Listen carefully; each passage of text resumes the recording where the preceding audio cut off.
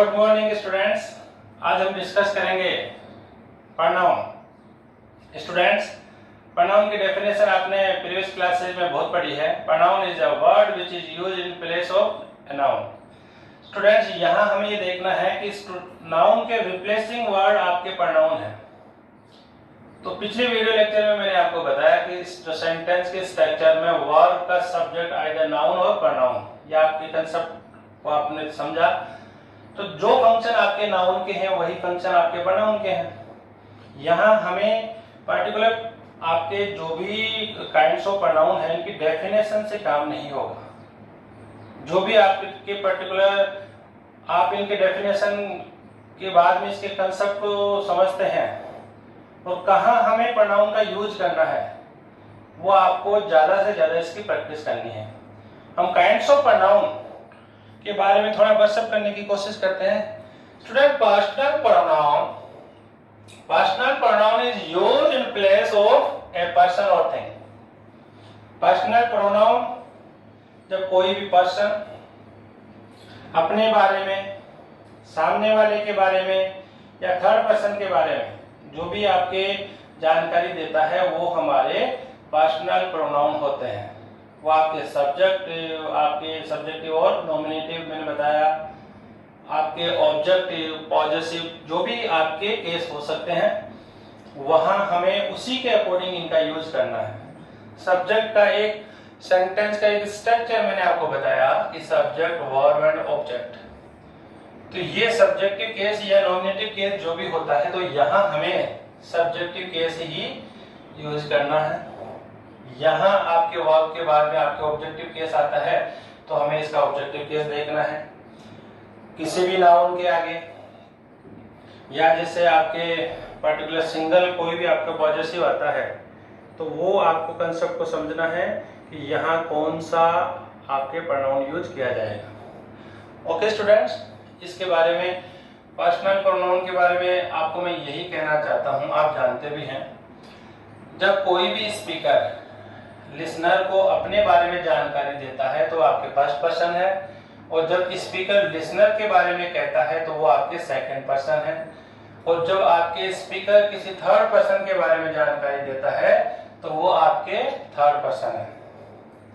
यहाँ हमें ये समझना है कि जो भी आपके आपको एक पर्सनल प्रोनाउन की टेबल है, वो आपको पूरे कंसेप्ट को समझते हुए लर्न करना है उसको। ओके स्टूडेंट, सेकंड है डेमोन्स्ट्रेटिव।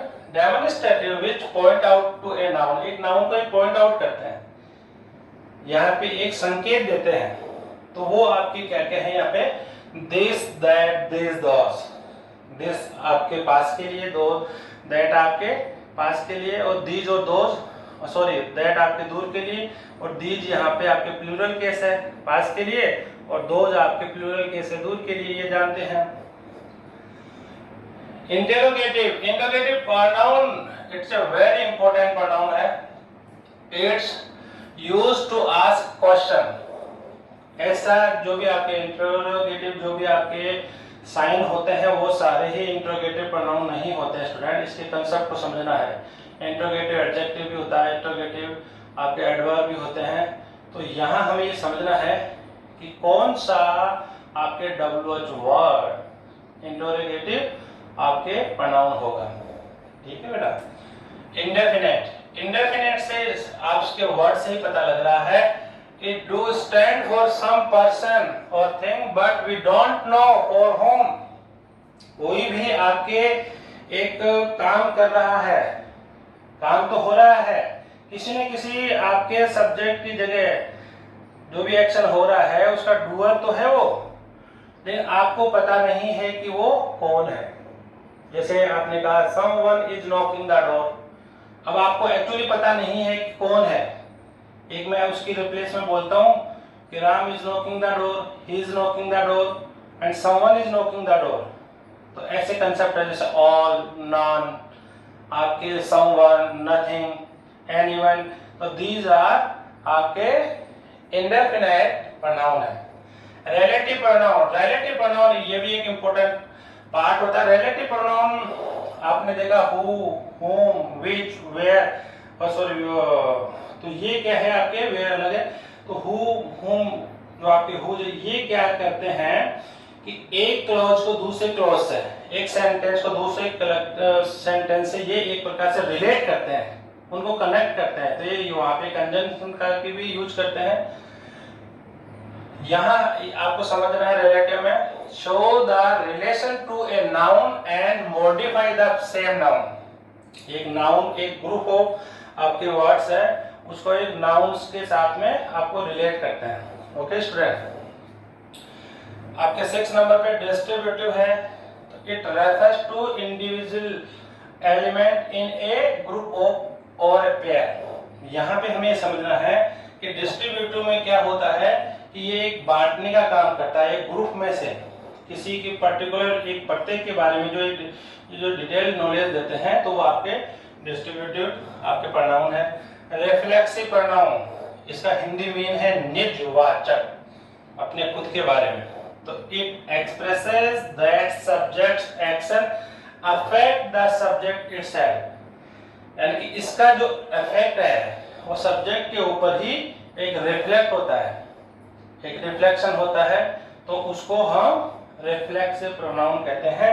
और इसी का ही पार्ट है एम्फेटिक आपके प्रोनाउन। ये क्या करता है कि आपके सब्जेक्ट को एम्फेसाइज करने का काम करता है।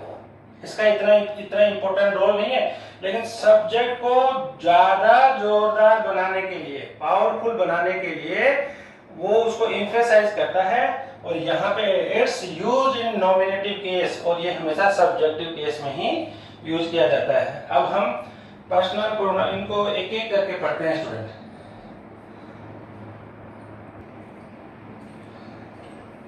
ओके स्टूडेंट्स, अब हम देखते हैं पर्सनल प्रोनाउन की जो भी टेबल है, यू हैव टू लर्न। यहाँ स्टूडेंट्स हमने पर्सनल प्रोनाउन को 3 जो आपके पर्सन में डिवाइड किया है, first person, second person and third person, अभी मैंने आपको बताया। तो ये यहाँ पे आपको समझना है कि सब्जेक्ट में मैंने लिया आई एंड वी, तो ये आपके सब्जेक्टिव केस है, और ये सेंटेंस के आपके स्टार्टिंग में ही इनको आपको रखना है।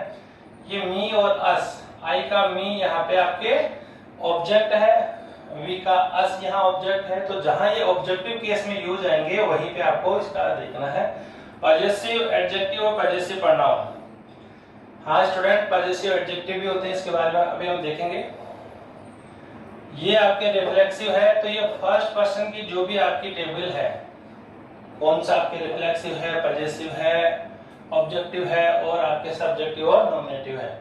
सेकंड पर्सन है आपका you, you, your, yours and yourself and yourself. ये आपके योरसेल्फ ये आपके सिंगुलर के लिए होता है, ये आपके प्लूरल के लिए, आप जानते हैं स्टूडेंट। ये मैं थर्ड पर्सन के बारे में मैंने आपको बताया, ही, सी, दे। ओके स्टूडेंट, तो ये आपके थर्ड पर्सन है।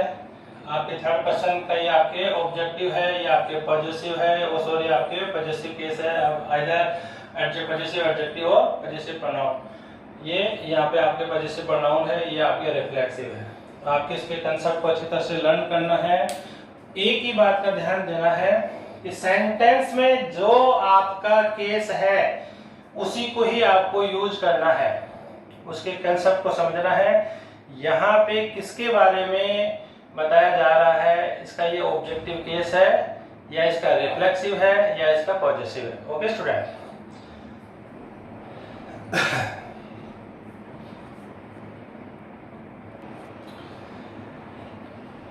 स्टूडेंट यहाँ अभी आपके आया था आपके possessive adjective and possessive pronoun, इसके बारे में हम देखते हैं। सबसे मोस्ट इंपोर्टेंट पार्ट जो इसमें आपको समझना है कि सारे ही जो आपके पॉजेसिव प्रोनाउन एक प्रकार से यूज करते हैं, वो आपके पॉजेसिव एडजेक्टिव भी होते हैं और पॉजेसिव प्रोनाउन भी होते हैं। यहाँ देखेंगे, एग्जांपल में लिखता हूँ यहाँ पे स्टूडेंट, जैसे मैंने यहाँ पे लिखा this is my card. Student, this is my card and that is your pen. ठीक है, फिर मैंने लिखा these are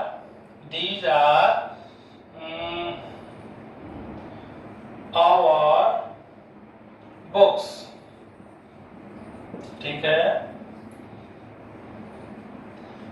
2000 और 2000 और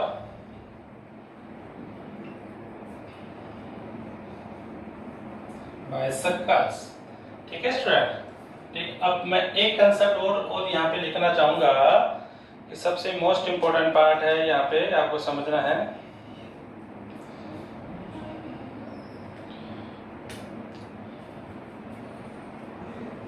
This book is mine.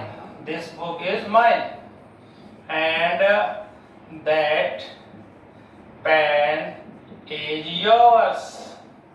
ठीक है, और यहाँ पे हमें देखता है जैसे choice is yours and these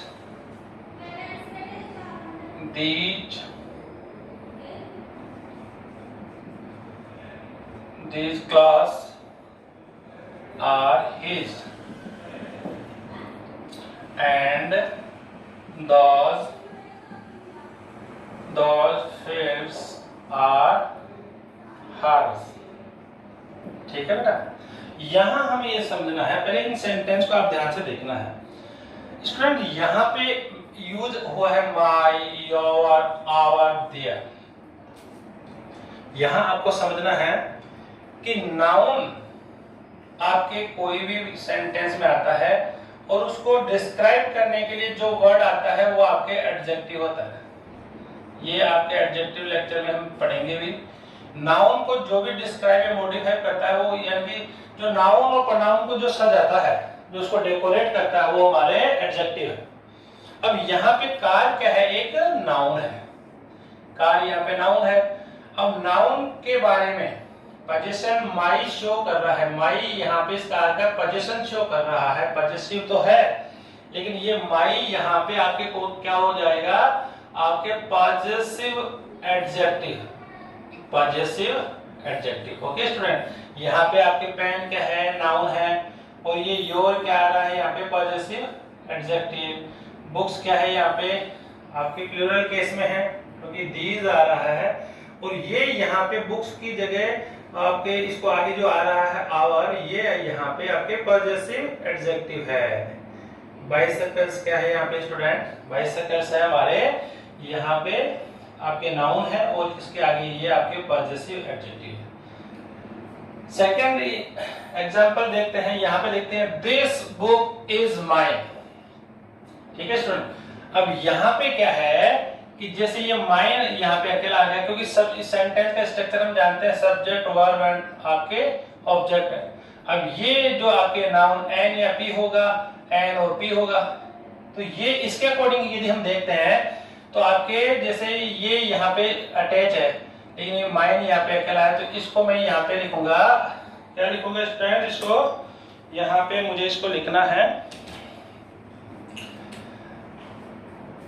positive pronoun. ठीक है बेटा, प्रोनाउन। यहाँ पे दैट पेन इज योर्स, तो ये क्या हो जाएगा, पॉजिटिव प्रोनाउन है। चॉइस इज योर्स, ये क्या हो जाएगा बेटा, पॉजिटिव प्रोनाउन। ठीक है, दीज क्लोथ्स आर हिज, तो ये ऐसा नहीं कि ये सेंटेंस बोलने में अजीब लग रहा है, लेकिन होता ही इसका कंसेप्ट ही ऐसा ही होता है। तो यहाँ पे देखना है कि those fields are his, hers, तो ये यहाँ पे क्या है आपके सिंगल आ रहा है, तो ये यहाँ पे पॉजिटिव प्रोनाउन है। तो कंसेप्ट क्लियर, आपको अच्छी तरह से समझना है कि my, our, your, his, her, its, their, ये क्या है आपके पॉजिटिव एडजेक्टिव है। ये नाउन के साथ आएंगे और ये आपके सिंगल आएंगे, ये जिसे हम पॉजिटिव प्रोनाउन कहते हैं। ओके स्टूडेंट, अब हम इसका जो एक नया कंसेप्ट वो समझते हैं।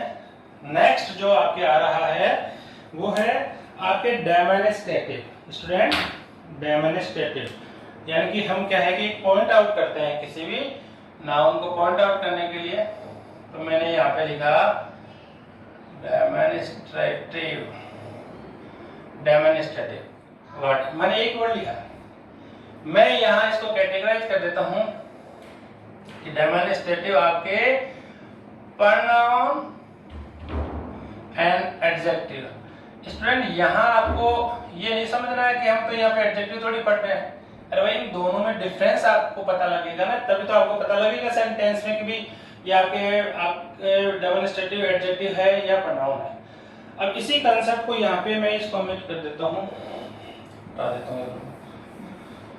यहाँ आपको इसी कंसेप्ट को देखना है। ये कौन कौन से हैं स्टूडेंट? ये है आपके दिस, दैट, these, those, ठीक है, और इस सच भी होता है स्टूडेंट, ठीक है, बाद में देखेंगे इसको। तो यहाँ पे हमें ये देखना है this, that, these, those। ये आपके पास के लिए सिंगुलर, ये पास के लिए, दूर के लिए आप सिंगुलर, ये आपके पास के लिए प्लूरल, ये आपके दूर के लिए प्लूरल। ओके स्टूडेंट, तो डेमोन्स्ट्रेटिव। अब एग्जांपल इन्हीं को हम देखते हैं। यहाँ पे मैं इनको हटा देता हूँ स्टूडेंट, यहाँ के आपको कंसेप्ट क्लियर हो जाएगा। दोनों के एग्जांपल सेम ही है स्टूडेंट। यहाँ पे देखिए दिस अकेला आ रहा है, दैट अकेला आ रहा है, दीज अकेला आ रहा है, दोज अकेला आ रहा है। माई यहाँ से अटैच है इसके साथ, ठीक है। अब यहाँ पे इस माई का यहाँ पे रोल नहीं है। यहाँ पे आपको समझना है कि दिस यहाँ पे पॉइंट आउट कर रहा है, ये मेरी कार है, पॉइंट आउट कर रहा है ये मेरी कार है, दैट इज योर, ये आपका पेन है। तो ये यहाँ पे दिस दैट सिंगल आ रहा है अकॉर्डिंग टू आपके स्ट्रक्चर ऑफ, ठीक है बेटा। तो ये यहाँ पे क्या हो गया? Demonstrative pronoun. क्या हो गया स्टूडेंट? Demonstrative pronoun. ये आपके डेमोन्स्ट्रेटिव प्रोनाउन हो गया, ये आपके डेमोन्स्ट्रेटिव प्रोनाउन हो गया, ये आपके डेमोन्स्ट्रेटिव प्रोनाउन हो गया। ओके स्टूडेंट, अब इसी एग्जांपल को यहाँ पे देखते हैं। यहाँ पे क्या हो रहा है? This book is mine. तो ये यहाँ पे बुक क्या है? आपके बुक के आगे क्या आ रहा है? दिस। और दिस क्या है? यहाँ पे आपके नाउन को क्वालिफाई कर रहा है, इसको डिस्क्राइब कर रहा है। तो ये यहाँ पे क्या हो गया? Demonstrative adjective. That pain, demonstrative adjective. Choice यहाँ पे कोई है नहीं, तो ये यहाँ पे दीज क्लॉथ्स, दीज क्लॉथ्स को ध्यान से देखिए। तो ये आपके डेमोन्स्ट्रेटिव एडजेक्टिव है। दोज फील्ड्स, ये क्या है? यहाँ पे डेमोन्स्ट्रेटिव एडजेक्टिव है। यहाँ कंसेप्ट आपको समझना है कि यही एग्जाम्पल आपके पॉजिटिव एडजेक्टिव, पॉजिटिव प्रोनाउन, और यही एग्जाम्पल हमारे कहाँ यूज हो रहे हैं? आपके डेमोन्स्ट्रेटिव प्रोनाउन और डेमोन्स्ट्रेटिव एडजेक्टिव। कंसेप्ट यहां समझना है कि आपके एडजेक्टिव जो भी आएगा वो नाउन के साथ अटैच होके आएगा, और प्रोनाउन जो भी आएगा वो एज ए सब्जेक्ट और एज ए ऑब्जेक्ट के रूप में आएगा। इसके कंसेप्ट को समझ के मुझे सबसे बड़ी प्रॉब्लम यह है कि आप ना तो जैसे कोई कॉल करता है, ना कोई व्हाट्सएप पे कोई मैसेज करता है, 10 to 15 स्टूडेंट्स ओनली। बेटा ऐसे इसका मतलब है कि सारे कंसेप्ट आपके समझ में हैं। एडवांस लेवल के जो भी कंसेप्ट आप समझो, जो भी आपकी क्वेरीज है वो आप कंसल्ट किया करो स्टूडेंट। ओके, नेक्स्ट पार्ट इसका लेते हैं इंडेफिनेट। ओके स्टूडेंट्स, नेक्स्ट अपने इंडेफिनेट प्रोनाउन। स्टूडेंट यहाँ हमें ये समझना है कि इंडेफिनेट जो मीन है उससे आपके सेंस आ रहा है इंडेफिनेट मीन्स अनिश्चित, यानी कि जिसको आप जानते नहीं हैं।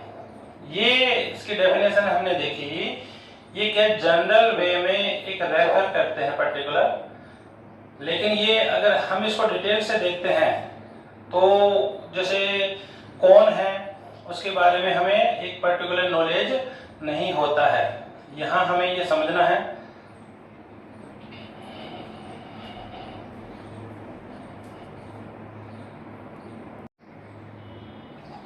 ओके स्टूडेंट, नेक्स्ट है अपना indefinite pronoun. Indefinite pronoun, indefinite pronoun refer to a person or thing in general way but don't refer to any person or thing in particular way।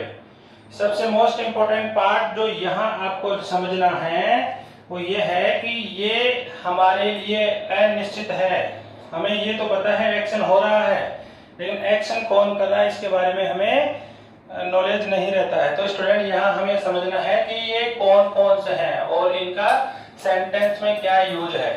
Okay students, मैं आपको ये कहना चाहता हूं कि जैसे आपके एक है आपके थिंग, एक है आपके वन एंड एक है आपके बड़ी। इनके आगे जो भी वर्ड कनेक्ट होता है वो हमारे इंडेफिनेट प्रोनाउन होते हैं। इसका एक आपको डिटेल से समझना है। जैसे मैंने यहाँ पे एक वर्ड लिया है सम।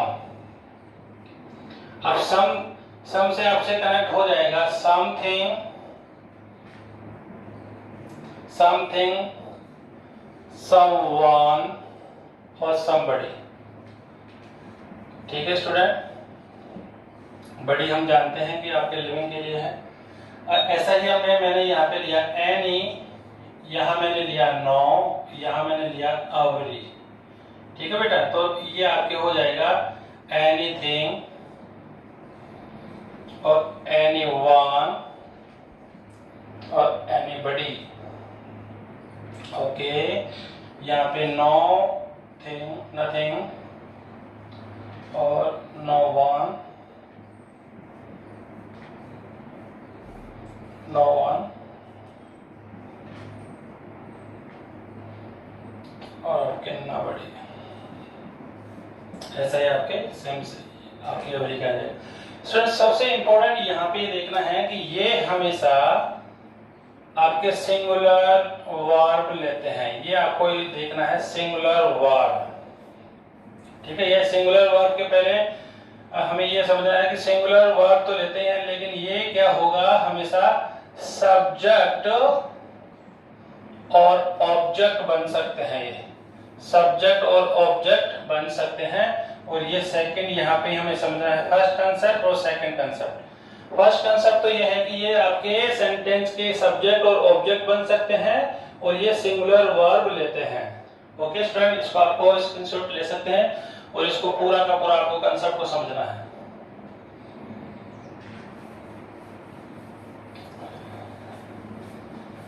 अब मैं यहाँ से एक एग्जांपल आपसे लेना चाहता हूँ। जैसे एक मूवी आई थी एनीबडी कैन डांस, तो यहाँ पे क्या है, एनीबडी कैन डांस।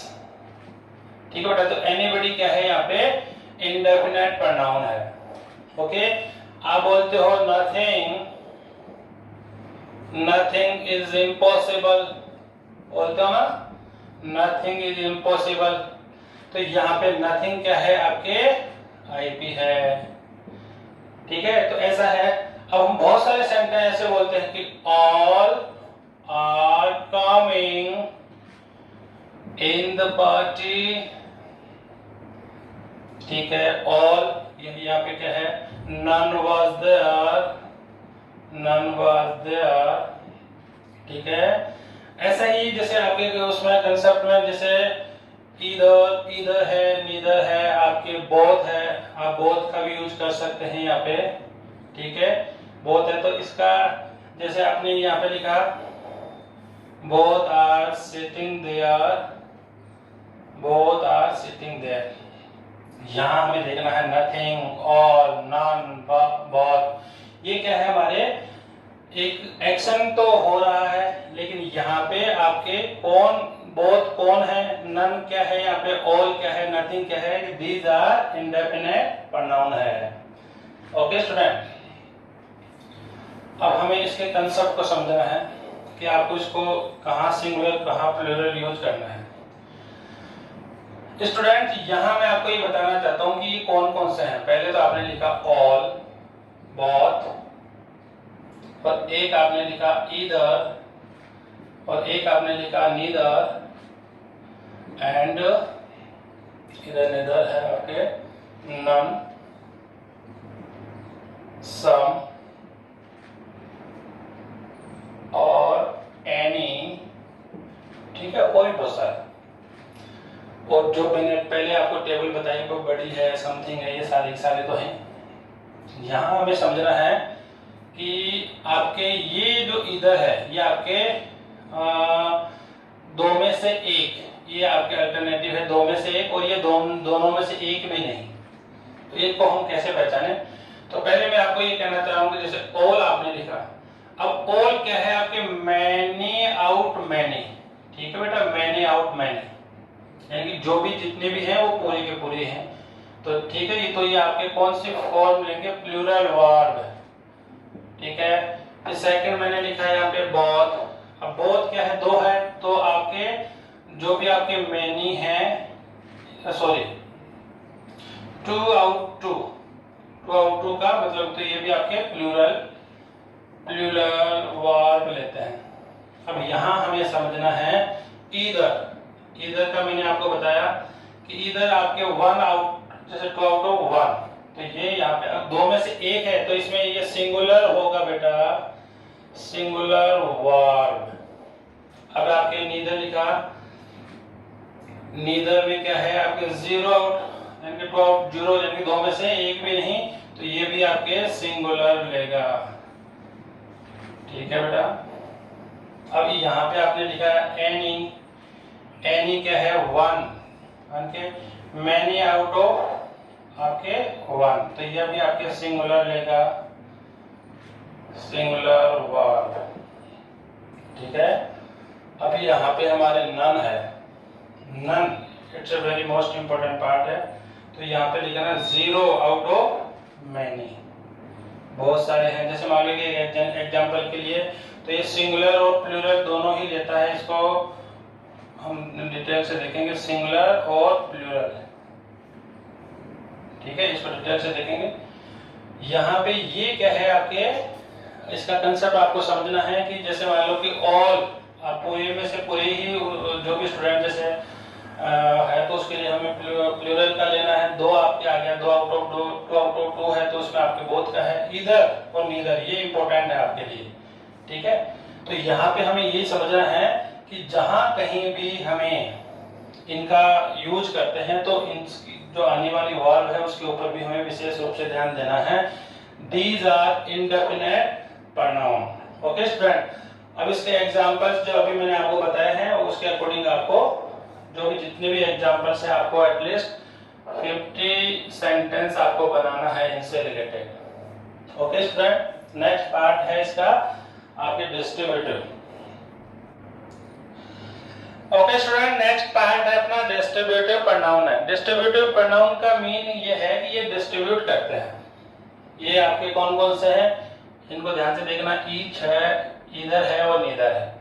स्टूडेंट सबसे मोस्ट इंपोर्टेंट पार्ट है कि आपके कोई भी ग्रुप में से पर्टिकुलर किसी को सेलेक्ट करना, ठीक है ना, बांटना, वो हमारे यहाँ पे डिस्ट्रीब्यूटिव प्रोनाउन है। एग्जांपल आपको देखना है, each of the boys got punishment, class के सभी बच्चों को पनिशमेंट मिला। तो यहाँ पे आपने वन बाय वन करके सभी स्टूडेंट्स को डिवाइड किया है, बांटा है, डिस्ट्रीब्यूट किया है। सेकंड सेंटेंस है student, each of these road leads to our school, इन दोनों रोड में से, यानी कि मैंने आपको लिखा कि टू ऑप्शन है और टू में से वन है आपको लेना है इधर के लिए। दोनों रोड्स में से कोई भी एक रोड मेरे स्कूल की तरफ जाती है, ओके बेटा। Either of you can do it, आप दोनों में से, यू का मीन यहाँ पे ऐसा नहीं कि बहुत सारे हैं तो आप में से, वहां पे दोनों में से कोई भी एक आप ये कर सकते हो। अब जैसे मैं एक एग्जांपल यहाँ पे इसको नीचे वाले को समझने के लिए, either of two will go there. अब यहां से आपको समझ में आ जाएगा कि आप दोनों में से कोई भी एक वहां जाएगा, ठीक है। और नीदर का है, नीदर ऑफ यू, यहाँ पे भी आपके जैसे टू है और टू में से आपने क्या कर दिया, जीरो, तो neither of you will go there, आप दोनों में से ही कोई भी वहां नहीं जाएगा। तो इसका जो भी आपके इंडेफिनिट जो आपने पढ़ा, इंडेफिनिट आपके इधर भी जैसे आपके इंडेफिनिट में आता है, नीदर भी आपके आता है और आपके डिस्ट्रीब्यूटिव में भी आता है। तो इनके कंसेप्ट को आपको समझना जरूरी है कि कहाँ कहाँ इनका यूज किस तरीके से करना है student. Okay student, next part जो हमारा है वो आपके रिफ्लेक्सिव प्रोनाउन। रिफ्लेक्सिव प्रोनाउन के बारे में आप जानते हैं स्टूडेंट्स, रिफ्लेक्सिव प्रोनाउन का यूज कैसे हुआ है। स्टूडेंट नेक्स्ट पार्ट है अपना रिफ्लेक्सिव प्रोनाउन और एम्फेटिक प्रोनाउन। ये दोनों आपके अलग अलग नहीं है, इनका फॉर्मेशन है वो आपके एक ही है। मैं यहाँ पे आपको लिख देता हूँ, जैसे आपके माई सेल्फ है, आपके हिमसेल्फ है, इसको आपको लर्न करना है स्टूडेंट। हर सेल्फ है, आपके इट सेल्फ है, आपके आवर सेल्फ है, आवर सेल्फ ये आपके प्रोनाउन हो गया, ऐसा आपके प्लूरल हो गया, और आपके देम सेल्फ है। ठीक है स्टूडेंट, हमें यहाँ देखना है कि रिफ्लेक्सिव प्रोनाउन को यूज करने की जरूरत क्यों पड़ी। मैं इसको एग्जांपल के इसमें आपको बताना चाहता हूँ कि जैसे मैंने कहा कि आई enjoyed in the party, ठीक है, and I saw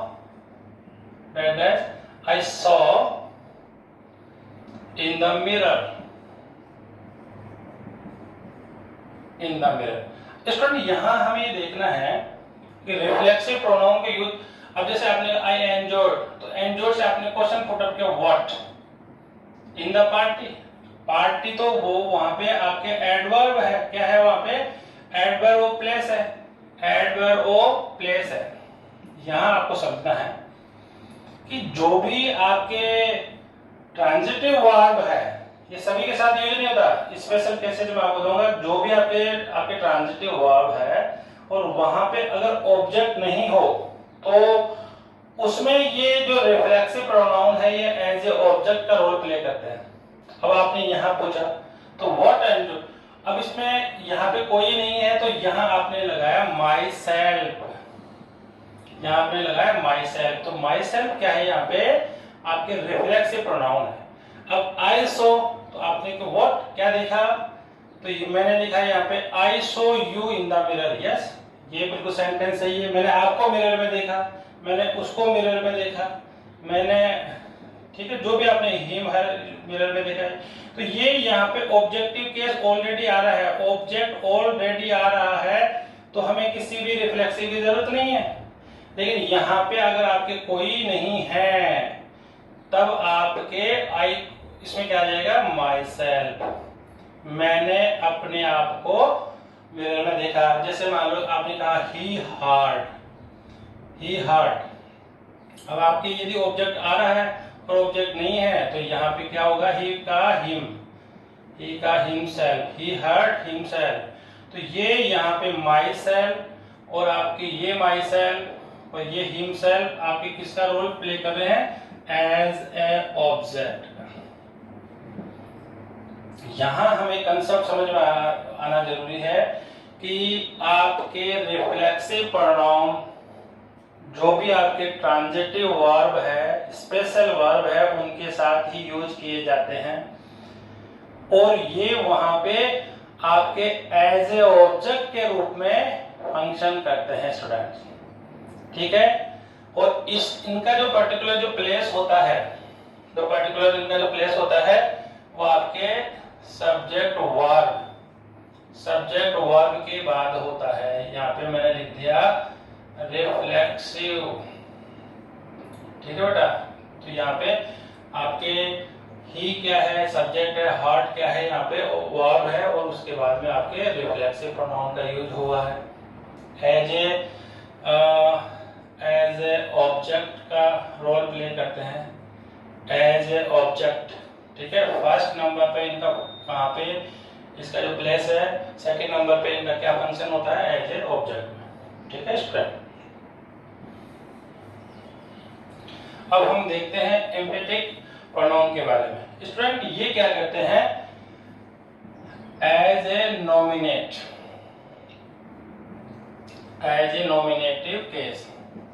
nominative case लिख देता हूं मैं यहाँ पे। ये क्या करते हैं कि सेंटेंस में जो भी हमारा सब्जेक्ट होता है उसको एम्फेसाइज करने का काम करते हैं, emphasise.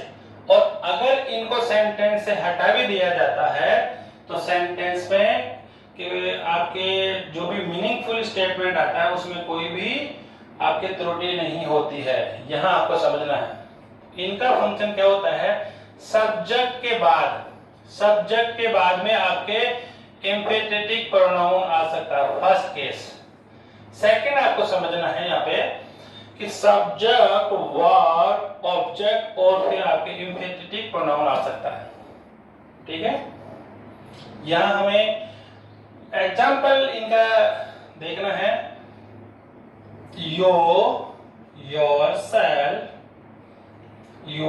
yourself, gave me the money।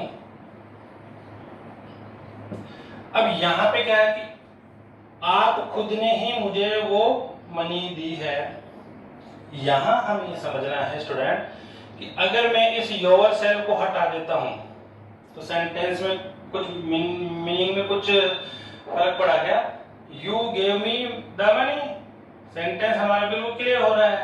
ठीक है, तो यहां हमें समझना है I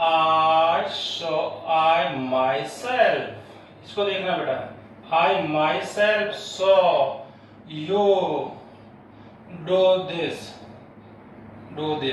मैंने आपको ये काम करते हुए खुद ने देखा है। तो यहाँ पे फिर आपने myself को आपको हटाना है और देखना I saw you do this। तो यहाँ पे हमें देखना है कि ये आपके सब्जेक्ट है, सब्जेक्ट के जस्ट बाद में आ रहा है ये वाला।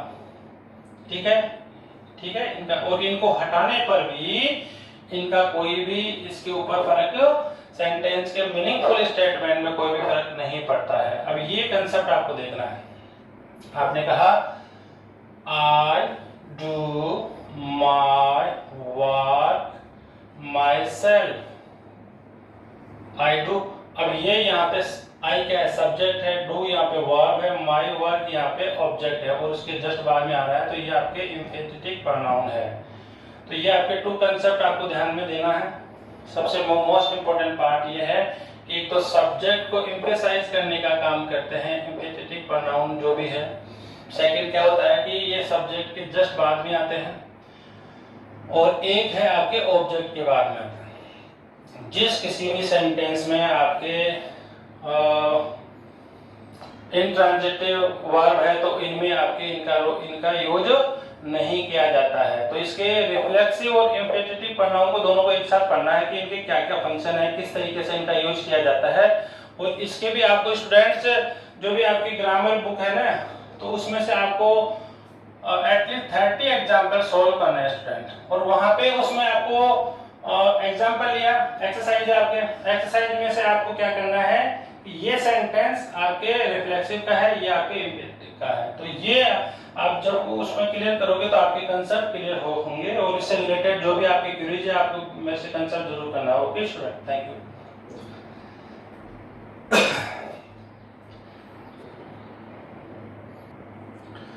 ओके स्टूडेंट, नेक्स्ट है अपना इंटेरोगेटिव प्रोनाउन। इंटेरोगेटिव प्रोनाउन में आपने देखा,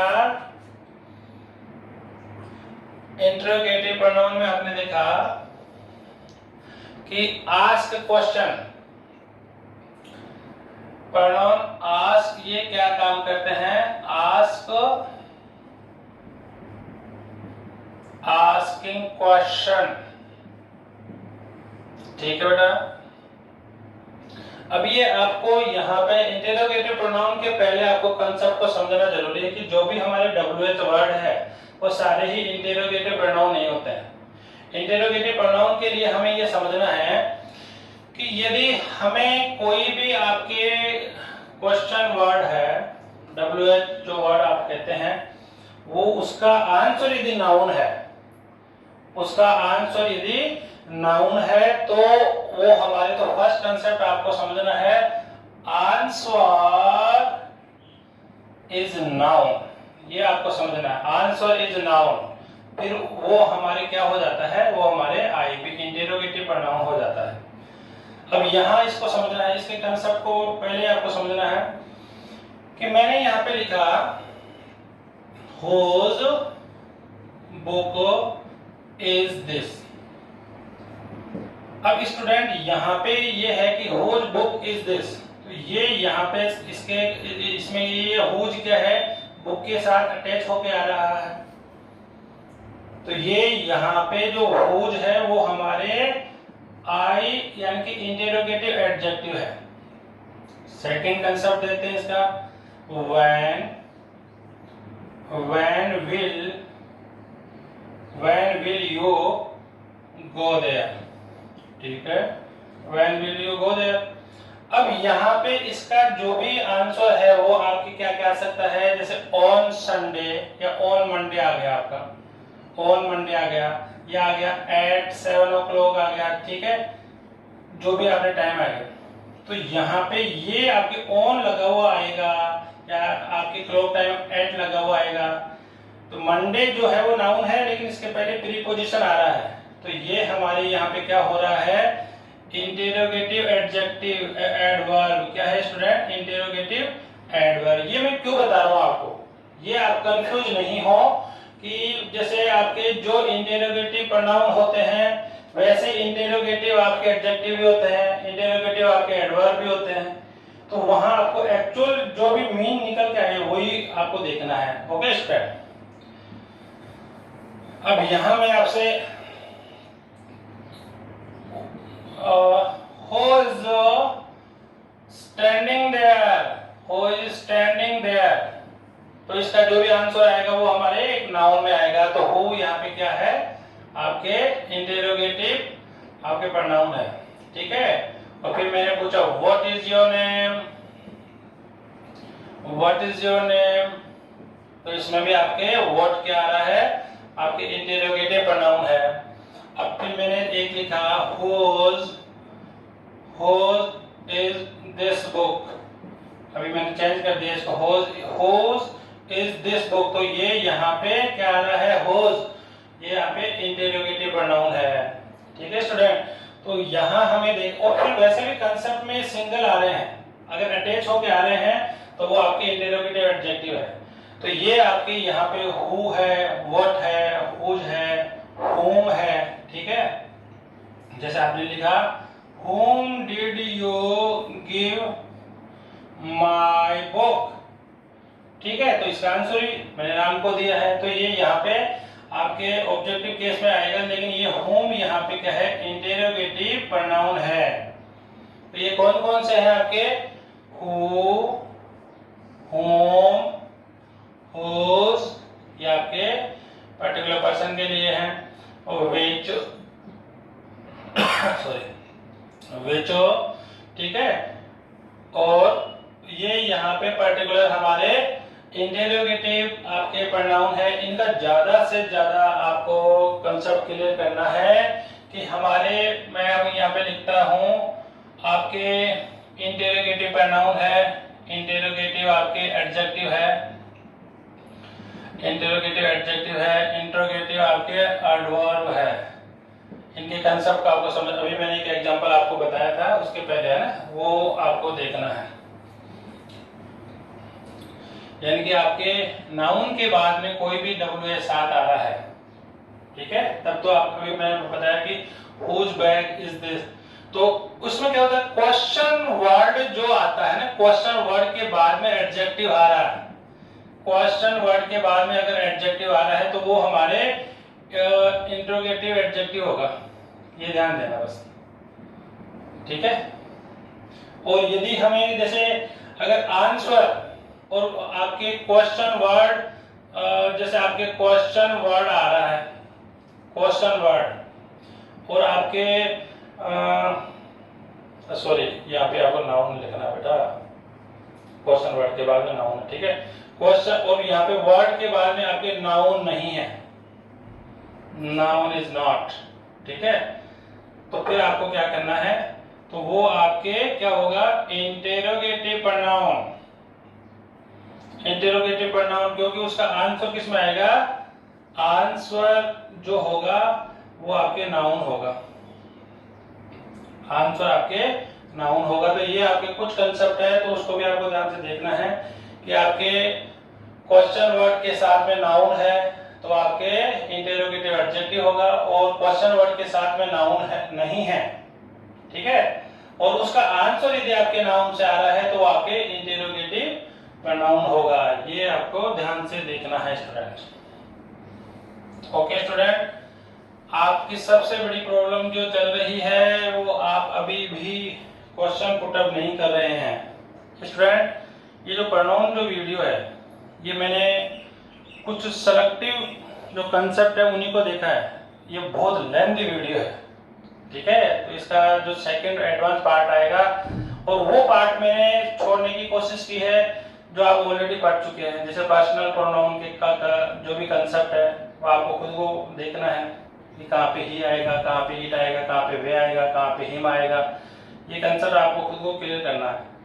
आज हमने डिस्कस किया है आपके पॉजेसिव एडजेक्टिव पॉजेसिव प्रोनाउन, फिर हमने आपके इंडेफिनेट और आपके डिस्ट्रीब्यूटिव, फिर हमने रिफ्लेक्सिव और इम्पेटिव, और यहाँ हमने देखा है आपके इंटेरोगेटिव प्रोनाउन।